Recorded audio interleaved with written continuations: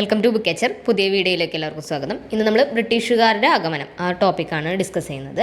അപ്പോൾ കേരളത്തിലേക്ക് എത്തിയ മൂന്നാമത്തെ യൂറോപ്യൻ ശക്തികളാണ് ബ്രിട്ടീഷുകാർ.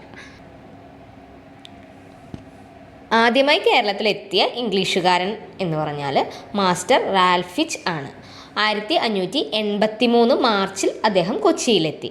പക്ഷേ അദ്ദേഹം വന്നതൊരു വ്യാപാരാർത്ഥമൊന്നുമല്ല, ഒരു സഞ്ചാരി എന്നൊരു നിലയ്ക്കാണ് അദ്ദേഹം കേരളം സന്ദർശിച്ചത്. 1600 ഇംഗ്ലീഷ് ഈസ്റ്റ് ഇന്ത്യ കമ്പനി സ്ഥാപിതമായി. അന്നത്തെ കാലത്ത് മുഗൾ ചക്രവർത്തിയായിരുന്നത് അക്ബറായിരുന്നു. അക്ബറിൽ നിന്നാണ് ഈസ്റ്റ് ഇന്ത്യ കമ്പനി സ്ഥാപിക്കാനുള്ള അധികാരം ബ്രിട്ടീഷുകാർക്ക് ലഭിക്കുന്നത്. അതുപോലെ തന്നെ 1608 സൂററ്റിൽ ഇംഗ്ലീഷുകാരുടെ ആദ്യത്തെ ഫാക്ടറി സ്ഥാപിതമായി. അപ്പോൾ ഇംഗ്ലീഷുകാർ ആദ്യമായിട്ട് ഒരു ഫാക്ടറി സ്ഥാപിച്ചത് സൂററ്റിലാണ്. 1608 അതിന് അനുവാദം നൽകിയ മുഗൾ ചക്രവർത്തി ജഹാംഗീർ ആയിരുന്നു. പിന്നെ നമുക്ക് നോക്കാനുള്ള പോയിന്റ്, വ്യാപാരാർത്ഥം കേരളത്തിലെത്തിയ ആദ്യ ഇംഗ്ലീഷ് നാവികനാണ് ക്യാപ്റ്റൻ കീലി. അദ്ദേഹം 1615 കേരളത്തിലെത്തിയത്.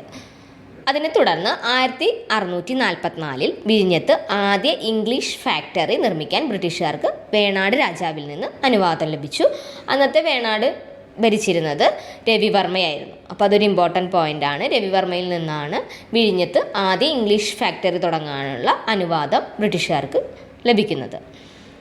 തുടർന്ന് അവർ അവരുടെ ആധിപത്യം സ്ഥാപിക്കാനായിട്ട് പാണ്ഡികശാലകളും മറ്റുമെല്ലാം നിർമ്മിച്ച് ഒരു ബ്രിട്ടീഷ് ആധിപത്യം കേരളത്തിൽ നേടിയെടുത്തു. അതിൽ ഒരു പ്രധാന പോയിൻ്റാണ് 1690 അഞ്ചുതെങ്ങിലാണ് ആദ്യ പാണ്ഡികശാല. പാണ്ഡികശാല എന്ന് പറയുന്നത് അവരുടെ സൈനിക ആവശ്യങ്ങൾക്കുള്ള സാധനങ്ങളും സാമഗ്രികളും എല്ലാം സൂക്ഷിക്കാനുള്ളൊരു കേന്ദ്രമാണ് പാണ്ഡികശാല. അപ്പോൾ അത് സ്ഥാപിക്കുന്നത് അഞ്ചുതെങ്ങിലാണ്. 1690 അന്നത്തെ ആറ്റിങ്ങൽ റാണിയായിരുന്ന ഉമയമ്മ റാണിയാണ് ഇതിന് അനുമതി നൽകുന്നത്. അപ്പോൾ അന്നത്തെ ആറ്റിങ്ങൽ റാണിയായ ഉമയമ്മ റാണിയുമായിട്ട് നല്ലൊരു ബന്ധം ബ്രിട്ടീഷുകാർ സ്ഥാപിച്ചിരുന്നു.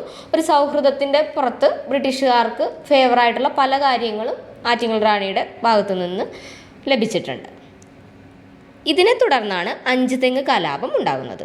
ആദ്യ അസംഘടിത കലാപം, ബ്രിട്ടീഷുകാർക്കെതിരെ നടന്ന ആദ്യ അസംഘടിത കലാപം ഏതെന്ന് ചോദിച്ചാൽ അഞ്ചുതെങ്ങ് കലാപമാണ്.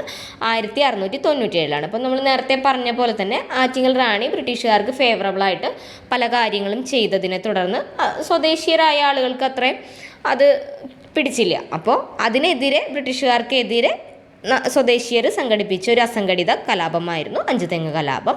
അതിൻ്റെ വർഷം ഓർക്കണം, 1697. പിന്നത്തെ ഒരു ഇമ്പോർട്ടൻറ്റ് പോയിൻ്റ് എന്ന് പറഞ്ഞാൽ 1721 നടന്ന ആറ്റിങ്ങൽ കലാപമാണ്.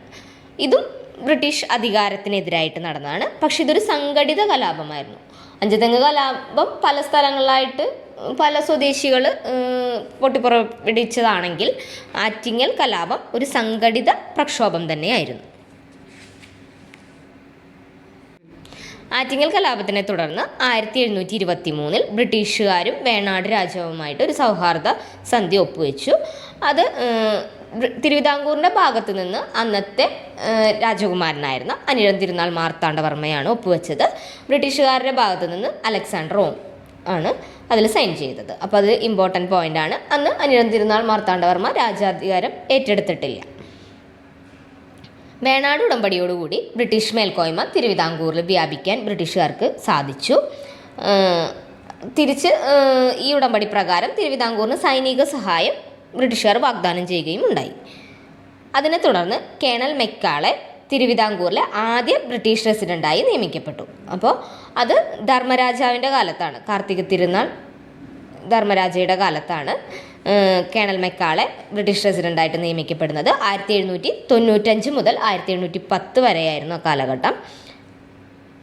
പിന്നീട് 1798 അവിട്ടം തിരുനാൾ ബാലരാമവർമ്മ അധികാരത്തിൽ വന്നതിന് ശേഷം ബ്രിട്ടീഷുകാർക്ക് അവരുടെ ആധിപത്യം തിരുവിതാംകൂറിൽ വളരെയധികം ഉറപ്പിക്കാനായിട്ട് സാധിച്ചു. കാരണം അവിട്ടം തിരുനാൾ ബാലരാമവർമ്മ മറ്റ് 2 രാജാക്കന്മാരെ അപേക്ഷിച്ച് അത്ര പ്രഗത്ഭനായിരുന്നില്ല. ധർമ്മരാജയെയും മാർത്താണ്ഡവർമ്മയെ അപേക്ഷിച്ച് ഭരണകാര്യത്തിൽ അത്രയും പ്രഗത്ഭനാകാത്ത മൂലം ബ്രിട്ടീഷുകാർക്ക് അവരുടെ ആധിപത്യം തിരുവിതാംകൂറിൽ കുറച്ചും കൂടെ വേരുറപ്പിക്കാൻ സാധിച്ചു എന്നുള്ളത് ഒരു ഇമ്പോർട്ടൻറ്റ് പോയിൻ്റാണ്.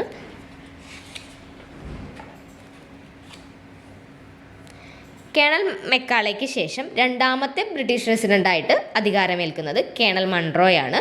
അതുപോലെ തന്നെ അന്നത്തെ ദിവാനായിരുന്ന ഉമ്മിണിത്തമ്പിയുടെ മരണത്തോടെ കേണൽ മൺറോ ആദ്യ ബ്രിട്ടീഷ് റെസിഡന്റ് ദിവാനായി നിയമിതനായി. അപ്പോൾ ഇതൊരു ഇമ്പോർട്ടൻറ്റ് പോയിന്റ് ആണ്. ആദ്യ ബ്രിട്ടീഷ് റെസിഡന്റ് ദിവാൻ എന്ന് ചോദിച്ചാൽ കേണൽ മൺറോയാണ് അതിന് ഉത്തരം വരുന്നത്.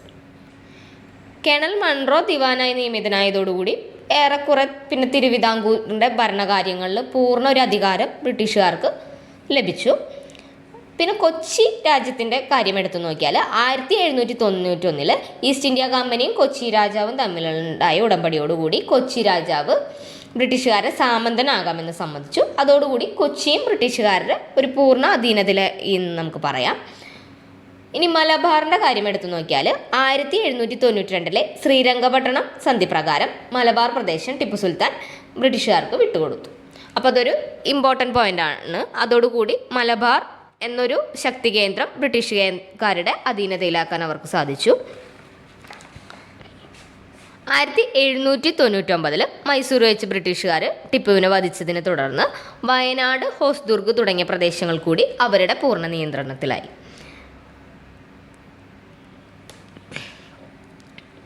ഇനി ഇമ്പോർട്ടൻ്റ് ആയിട്ടുള്ളൊരു മറ്റൊരു പോയിന്റ് നോക്കാനുള്ളത്, മലബാറിൽ ബ്രിട്ടീഷുകാർക്കെതിരെ ശക്തമായ സമരം നയിച്ച ഭരണാധികാരിയായിരുന്നു പഴശ്ശിരാജ.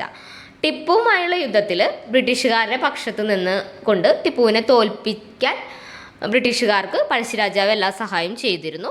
എന്നാൽ പിന്നീട് ബ്രിട്ടീഷുകാർ നീതി പുലർത്താത്തതുകൊണ്ട് അദ്ദേഹം ബ്രിട്ടീഷുകാർക്കെതിരായി തിരികെയാണ് ചെയ്തിരുന്നത്. 1793 മുതൽ 1805 വരെ കാലഘട്ടത്തിൽ പഴശ്ശിരാജ നിരന്തരം ബ്രിട്ടീഷുകാരോട് യുദ്ധം നടത്തിയിരുന്നു. 1805 അദ്ദേഹത്തെ ബ്രിട്ടീഷുകാർ വധിക്കുകയുണ്ടായി. പഴശ്ശിരാജയുടെ മരണത്തെ തുടർന്ന് പഴശ്ശിരാജാവിനെ ഏറ്റവും അധികം സപ്പോർട്ട് ചെയ്തിരുന്നവരാണ് കുറിച്യർ. ആ വിഭാഗം 1812 മാർച്ച് 25 രാമൻ നമ്പിയുടെ നേതൃത്വത്തിൽ ബ്രിട്ടീഷുകാർക്കെതിരെ കലാപം നയിച്ചു. എങ്കിലും ബ്രിട്ടീഷുകാരുടെ പൂർണ്ണ അധികാരം അവരുടെ ആ കലാപത്തെ അടിച്ചമർത്താനായിട്ട് സാധിച്ചു. അങ്ങനെ 1812 മെയ്യോടുകൂടി കലാപം പൂർണ്ണമായി അടിച്ചമർത്തപ്പെട്ടു. അപ്പോൾ ഇതൊക്കെയാണ് ബ്രിട്ടീഷുകാർ കേരളത്തിൽ എന്നുള്ളൊരു ടോപ്പിക്കിൻ്റെ പ്രധാന പോയിന്റുകൾ. അപ്പോൾ നമുക്കിനി അടുത്ത തിരുവിതാംകൂർ രാജാക്കന്മാർ എന്നുള്ളൊരു ടോപ്പിക്ക് നെക്സ്റ്റ് ദിവസങ്ങളിലെ ക്ലാസ്സുകളിൽ ഡിസ്കസ് ചെയ്യുന്നതായിരിക്കും. അപ്പോൾ എല്ലാവർക്കും താങ്ക് യു.